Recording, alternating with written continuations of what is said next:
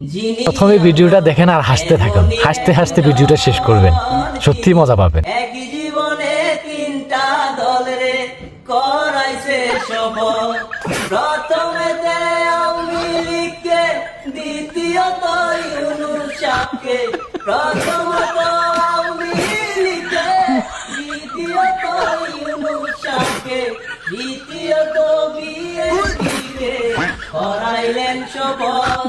যিনি অমর এমনই একজন, তিনি একই জীবনে তিনটা দল রে করাইলেন শপথ।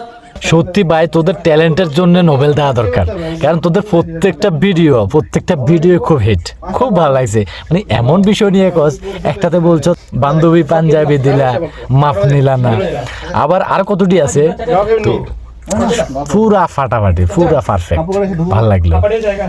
চালায়া যাও, দোয়া থাকলো।